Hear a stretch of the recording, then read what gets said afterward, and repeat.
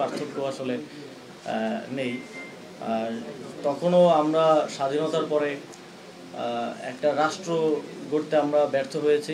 যারা স্বাধীনতার পরে সরকার গঠন করেছেন তারা লুটপাট, দুর্নীতি থেকে শুরু করে এমন কিছু নাই যেটা করেন নাই, এবং তার ফলেই আসলে 1975-এর যেই সিপাহী জনতার বিপ্লব, তার যেই প্রেক্ষাপট সেটা রচিত হয়েছে। এবং 2024-এও প্রায় একই ধরনের ঘটনা ঘটেছে, যদিও সেটাতে সময় অনেক বেশি লেগে গিয়েছে আমাদের। আমরা 71-এর এখানে অনেকে আছেন যারা এই ঘটনাগুলো নিজ চোখে দেখেছেন। আমাদের জন্য একটু বলা কঠিন, কারণ আমরা ইতিহাস থেকে যতটুকু পড়ার সুযোগ হয়েছে বা ওনাদের থেকে শোনার সুযোগ হয়েছে সেটা থেকেই বলি। মূলত আমাদের রাষ্ট্র হিসেবে দাঁড়ানোর বা রাষ্ট্র হিসেবে নিজেদেরকে দাবি করার সূচনাটা হয়েছে 1975 সালের পরবর্তী সময়ে, কারণ তখন আমাদের ন্যাশনাল আউটলুকটা আসলে তৈরি হয়েছে এবং আমরা তখন একটা রাষ্ট্রের যেই কাজ, একটা রাষ্ট্র যেই কাজগুলো করে, যেমন সার্ক গঠন করা, আঞ্চলিক রাজনীতিতে নজর দেয়া এবং রাষ্ট্র হিসেবে একটা ইম্প্যাক্ট রাখা আঞ্চলিক রাজনীতিতে, সেই পর্যায়ে আমরা ঢুকেছি এবং সেটা এখনও রিলেভেন্ট।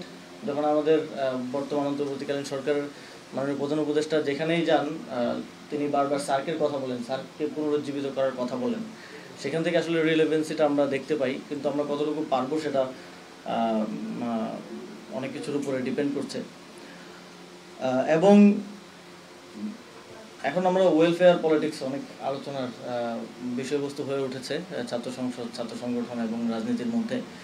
কিন্তু ওয়েলফেয়ার পলিটিক্সটা তারপরে শুরু হয়, জেনারেল জিয়াউর রহমান তখন শুরু করেন এবং একটা শক্তিশালী রাষ্ট্র কাঠামো গড়ে তোলার একটা চেষ্টা হয়েছে এবং সেটার উপরে ভিত্তি করে আমরা আজ পর্যন্ত আসলে আমাদের ডিসকোর্সগুলো যদি দেখেন একটু, যেমন আমি ফরেন পলিসির কথাটা বললাম যে সার্ক আজও রিলেভেন্ট, কারণ আমরা ফরেন পলিসিতে এর পরের 50 বছরের নতুন কিছু আসলে কেউ দিতে পারে নাই। ফলে জিয়াউর রহমান যেটা করে গেছেন সেটা নিয়ে আমাদেরকে আজ পর্যন্ত কথা বলতে হচ্ছে, সেটাকেই আবার নতুন করে পুনর্গঠন করার চেষ্টা করতে হচ্ছে, কারণ নতুন কোনো ডিসকোর্স, এর পরবর্তী সময়ে বিএনপি অনেকবার ক্ষমতায় এসছে, আওয়ামী লীগও ক্ষমতায় এসছে, কিন্তু কেউ নতুন কোনো ডিসকোর্স আসলে দিতে পারে নাই, কিংবা রাজনৈতিক ভাবে বিরোধী দল হিসেবেও নতুন কোনো পলিসি, ফরেন পলিসি আসলে কেউ সেভাবে আসলে দিতে পারে নাই। যেটা 50 বছর ধরে বারবার বলা হয়েছে যে সবার সাথে বন্ধুত্ব, কারোর সাথে শত্রুতা নাই। এখন বাস্তব পরিসরে আমরা এসে দেখি আসলে আমাদের কারোর সাথে বন্ধুত্বও নাই। তো আমি যদি এই রুমে যারা আছে 150-200 মানুষ সবার সাথে বন্ধুত্ব করতে যাই, তাহলে আমার কারোর সাথেই আসলে প্রকৃত বন্ধুত্ব হয়ে উঠবে না। আমরা অন্তর্বর্তীকালীন সরকারের পক্ষ থেকে আসলে চেষ্টা করছি যে মিনিংফুল ফ্রেন্ডশিপ আসলে যাদের সাথে করা যায়, যাদের সাথে আমাদের আন্তর্জাতিক পরিসরের স্বার্থটা মেলে তাদের সাথে করার। তবে মানে এটা থেকে বোঝা যায় যে আমাদের অগ্রগতিটা খুবই স্লো। আমরা প্রতিটা বিপ্লবের পরে বাংলাদেশে তো গণঅভ্যুত্থান, একটা মুক্তিযুদ্ধ হয়েছে, তারপরে সিপাহী জনতার বিপ্লব হয়েছে, 90 গণঅভ্যুত্থান হয়েছে, 24 গণঅভ্যুত্থান হয়েছে, কিন্তু অগ্রগতিটা আসলে কতটুকু হয়েছে সেটা আমাদের পর্যালোচনা করার আসলে অনেক কিছু আছে। সেই জায়গা থেকে আমরা আসলে একটা স্লো প্রসেসের মধ্য দিয়ে অগ্রগতির দিকে যাচ্ছি। 2024 সালের গণঅভ্যুত্থানের পরে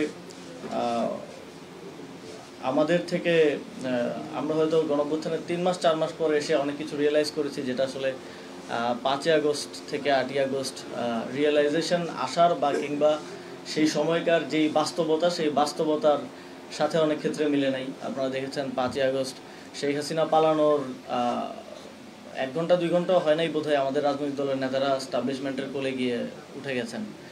তো আমাদের তরুণ হিসেবে আমাদের ভুল আছে, আমরা 25 বছর বয়সের কয়েকজন তরুণ ছিলাম তখন ডিসিশন পলিসি মেকিংয়ের দায়িত্বে, কিন্তু যখন আমাদের অগ্রজরা এস্টাবলিশমেন্টকে গিয়ে দায়িত্ব দিয়ে আসেন যে আপনারা একটা অন্তর্বর্তীকালীন সরকার গঠন করেন, তখন আসলে আমাদের হাতে খুব বেশি কিছু আসলে থাকে না। আমরা চেষ্টা করছি তাদের সাথে যোগাযোগ করতে যে আপনারা যায়েন না, এবং সেদিন রাতের পরবর্তী সংবাদ সম্মেলনে আমাদের মধ্যে এটা আলাপ হচ্ছিল যে সংবাদ সম্মেলনে আমরা তাদেরকে মানে যারা ওইখানে ছিলেন, চ্যানেল 24 অফিসে হয়তো আমরা ছিলাম, তারা হয়তো রিকল করতে পারবেন, আমরা সংবাদ সম্মেলনে এটা বলবো কিনা যে তারা জাতীয় বেঈমান, এ ধরনের আলোচনা আমাদের মধ্যে সেদিন হয়েছিল। তো যাই হোক, তারপরে আপনারা জানেন যে সেদিন রাতে রাজারবাগ পুলিশ লাইনে বিদ্রোহ হবে হবে অবস্থা, নানা ধরনের গুজব, বিভিন্ন জায়গায় হামলা।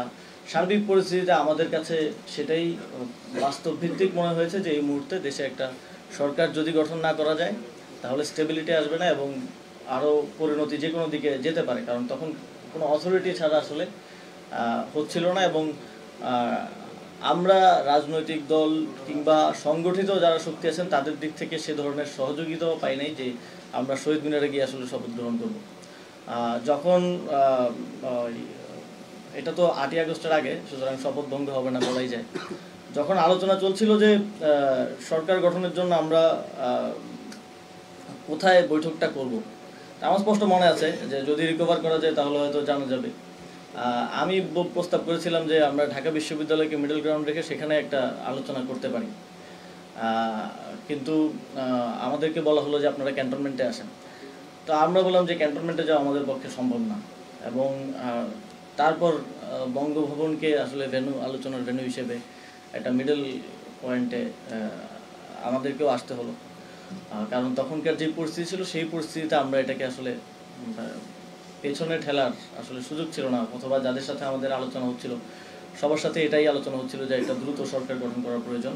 এবং সেই জায়গা থেকে আপনারা দেখবেন যে অনেকটা বিপ্লবী কায়দায় আমাদের আজকের যেই মাননীয় প্রধান উপদেষ্টা, তাকে প্রধান উপদেষ্টা আমরা ঘোষণা করেছিলাম ওই ভিডিও বার্তার মাধ্যমে, কোনো অফিসিয়াল উপায়ে আমরা ঘোষণা করিনি, যদিও পরবর্তী সময়ে অনেক কিছুই আর আমাদের হাতে ছিল না, বা আমাদের যেই ইচ্ছা বা আকাঙ্ক্ষা সেই আকাঙ্ক্ষা অনুযায়ী বাস্তবায়ন করা সম্ভব হয়নি। তো অন্য যারা স্টেক হোল্ডার, আমরা যতই বলি যে এটা ছাত্র জনতার স্বতঃস্ফূর্ত আন্দোলন অবশ্যই, তবে এইখানে রাজনৈতিক তারপরে সিভিল সোসাইটি স্টেক হোল্ডার যারা আছেন তারা তো জড়িত ছিলেন, সেটাও আমরা ডিনাই করতে পারি না। এবং অন্যান্য যারা স্টেক হোল্ডার ছিলেন তাদের সমর্থন ছাড়া একেবারে এককভাবে সিদ্ধান্ত নিলে সেটার পরিণতিটা কি হবে সেটা বোঝাও আমাদের জন্য আসলে ওই বাস্তবতায় মুশকিল ছিল। তবে আজকে 50 বছর পরে আমরা সিপাহী জনতার বিপ্লব নিয়ে যে সুন্দরভাবে পর্যালোচনাটা করতে পারছি, 2024-এর পরে 2025-এ এসে 1 বছরের মধ্যেই যদি আমরা এই গণঅভ্যুত্থানের পর্যালোচনা করতে যাই তাহলে আমার মনে হয় এটা একটু আর্লি হয়ে যাবে। আমরা রেজাল্টটা হয়তো আরও কিছু সময় পার হলে আমরা হয়তো বুঝতে পারবো যে আমরা কতটুকু সফল হলাম, কতটুকু ব্যর্থ হলাম।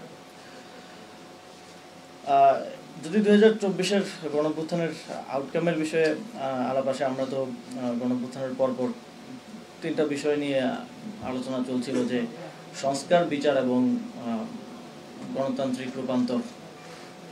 বিচারের বিষয়ে আমি যতটুকু অবগত আছি অগ্রগতি হচ্ছে, এবং আগামী 13ই নভেম্বর একটা রায়ও হওয়ার কথা, আপনারা জানেন যে, এবং এর প্রেক্ষিতে ফ্যাসিবাদী শক্তি আবার লকডাউন ডেকেছে ঢাকায়। তো এবং অন্যদিকে যদি সংস্কারের কথা বলি, আমরা দেখেছি যে যারা সংস্কারের কথা সবচেয়ে বেশি বলতো 5 আগস্টের পরে তারা কেন জানি সংস্কার বিরোধী রাজনীতিতে ঢুকে গেল। আমরা আসলে জানি না যে তাদের এই সংস্কার বিরোধী রাজনীতির আউটকামটা তাদের জন্য কি। আমাদের দেশের জন্য তো অবশ্যই ক্ষতি, কিন্তু তাদের জন্য কোন দিক দিয়ে সুফল বয়ে আনতেছে এটা আমি আসলে বুঝতে পারি না। গণতান্ত্রিক রূপান্তরের ক্ষেত্রে ফরহাদ ভাই খুবই গুরুত্বপূর্ণ কিছু আলোচনা করেছেন, যে আসলে ঘুরে ফিরে একই জায়গায় আমরা চলে যাই কিনা। আসলে এই যে আমরা গণতান্ত্রিক রূপান্তরের কথা বলি, সংসদে 300 জন যাবেন, তো 300 জনের মধ্যে একটা প্রশ্ন করেছেন যে এইখানে কয়জনের 20 কোটি টাকা আছে। 20 কোটি টাকা না থাকলে তো কেউ নির্বাচন করতে পারবে না। মানে বাংলাদেশের যে বর্তমান বাস্তবতা, এই বাস্তবতায় অন্তত 10-20 কোটি টাকা না হলে কারো আসলে নির্বাচন করার মানে করতে পারবে, নমিনেশন কিন্তু জামান বাজেয়াপ্ত হবে আর কি। তো এই বাস্তবতায় তো আসলেই যাদের কাছে ওই কালো টাকা আছে তাদেরই মানে সুযোগ আছে আজকে নির্বাচনে অংশগ্রহণ করা, অথবা কাউকে যদি কেউ দেয়, আপনি আবার কারো থেকে টাকা নিয়ে যে নির্বাচন করবেন, নির্বাচিত হয়ে আসার পর তো আপনাকে তার স্বার্থ বাস্তবায়ন করতে হবে। যদি আজকে কোনো ব্যবসায়ী থেকে বা যদি অন্য যে কারো থেকে আপনি টাকা নিয়ে ইলেকশন করেন, তাহলে তো আপনাকে সেজন্য আমাদেরও বারবার চিন্তা করতে হয় যে ইলেকশন কি করবো নাকি করবো না, করলে কিভাবে করবো, মানুষ কি টাকা ছাড়া ভোট দিবে কিনা, বা যেই বিদ্যমান কাঠামো এই কাঠামোতে ইলেকশন করা আমাদের জন্য আসলে কতটুকু বাস্তবসম্মত। তো জোরান মামদানির কথা অনেকে বলেন যে সম্ভব, কিন্তু এটা এক্সেপশনাল কেস তো 300 আসনে ঘটা সম্ভব না। এটা হয়তো এই ইলেকশনে দেখবেন 2-1 জনের জন্য ঘটে যাচ্ছে, কিন্তু 300 জনের জন্য তো আর ঘটবে না। বা এই এক্সেপশনাল কেস দিয়ে তো আপনি সংখ্যাগরিষ্ঠতা নিতে পারবেন না, সরকার গঠন করতে পারবেন না। আমার যদিও রাজনৈতিক কথা বলা একটু মুশকিল, যেই পজিশন আমি হোল্ড করি সেটার কারণেই, তারপরেও মানে আজকের পর্যালোচনা থেকে আমার মনে হয় রাজনৈতিক দলগুলোর প্রতিও কিছু প্রশ্ন যাওয়া উচিত। আমার কয়েকটা প্রশ্ন আসলে এখানে বসে বসে সবার কথা শুনতে শুনতে, এই যে 5 আগস্টের পরে আমাদের মধ্যে রাজনৈতিক দলগুলোর মধ্যে বিপ্লবের যারা স্টেক হোল্ডার তাদের মধ্যে কেউ কেউ সংস্কার বিরোধী রাজনীতিটা করলো, মানে এটার আউটকামটা আসলে দেশের জন্য কি আসলো, এটা একটা প্রশ্ন। আরেকটা প্রশ্ন থাকে যে এই যে কেউ কেউ দেখলাম আমরা রিঅ্যাকশনারি পলিটিক্সে ঢুকে গেল, এবং এই রিঅ্যাকশনারি পলিটিক্সে ঢোকার মাধ্যমে তারা মুজিববাদী রাজনীতিকে আবার প্রাসঙ্গিক করে তুললো। মুজিববাদী রাজনীতি একটা সময় পর্যন্ত ছিল না, যখন আপনি আবার জাতীয় সঙ্গীতের বিতর্কে ঢুকলেন, যখন আপনি আবার এই রিঅ্যাকশন দেওয়া শুরু করলেন নতুন রাজনীতি বিনির্মাণ না করে, তখনই কিন্তু মুজিববাদী রাজনীতি আবার প্রাসঙ্গিক হওয়া শুরু করলো, এবং যত দিন যাচ্ছে তত বেশি প্রাসঙ্গিক করে তুলছেন আপনারা। এটা দিয়ে আসলে আমাদের কি উপকার হলো, বা এর দায়টাই বা কার? আর খুব জনপ্রিয় একটা শব্দ নতুন রাজনৈতিক বন্দোবস্ত, কিন্তু দুঃখজনকভাবে আমরা এখনো জানি না যে আসলে নতুন রাজনৈতিক বন্দোবস্তটা কি, মানে এটা কি জিনিস। মানে কিছু পপুলিস্ট কার্যক্রম করলেই তো নতুন রাজনৈতিক বন্দোবস্ত হয়ে যায় না, এটা রূপরেখাটা কি, এটার কোনো রিটার্ন ফর্ম কি আছে এখন পর্যন্ত, বা সেটা কি যারা নতুন রাজনৈতিক বন্দোবস্তের রাজনীতি করছেন বা নির্মাণ করার চেষ্টা করছেন তারা কি এটা দিতে পেরেছেন কিনা। আমিও আমার এই ক্যাপাসিটি থেকে বেরোলে আমিও রাজনীতি করব, তখন আমার আসলে খুঁজতে হবে যে আসলে নতুন রাজনৈতিক বন্দোবস্ত জিনিসটা কি, বা এটা কোথায় আছে। আমাকে যদি কেউ একটা লিফলেট বা একটা পেপার না দিতে পারে যে এটা নতুন রাজনৈতিক বন্দোবস্ত, তাহলে আমি কিসের আশায় কোন নতুন রাজনৈতিক বন্দোবস্তের দিকে যাব, সেটা তো আমি নিজেও কনফিউজ হয়ে যাবো। আমার মনে হয় যে আমাদের মতো যাদের মধ্যে একটু জিজ্ঞাসাটা আছে তাদের সবারই আসলে কনফিউশনটা আছে, কারণ কিছু পপুলিস্ট অ্যাক্টিভিটি দিয়ে তো আর নতুন রাজনৈতিক বন্দোবস্ত হয় না, সেটা যে কেউ এসে করতে পারে। আপনার রূপরেখাটা কোথায় সেটা আসলে জনগণের কাছে, বিশেষ করে তরুণদের কাছে তাদের আগ্রহটা বেশি, আমার মনে হয় পরিষ্কার করা প্রয়োজন। তো আজকে আর অনেক বড় আয়োজন, বড় আলোচনা হয়েছে, দীর্ঘ আলোচনা হয়েছে, আমিও অনেক কিছু শিখলাম, জানলাম, এবং বলার চেষ্টা করলাম। আপনাদের সবাইকে ধন্যবাদ, বিশেষভাবে বৈষম্যবিরোধী ছাত্র আন্দোলনকেও ধন্যবাদ, এবং আশা রাখি যে সামনের দিনে এই ধরনের আলোচনাগুলো হবে, ইন্টারাকশনগুলো চলমান থাকবে। ধন্যবাদ, আসসালামু আলাইকুম।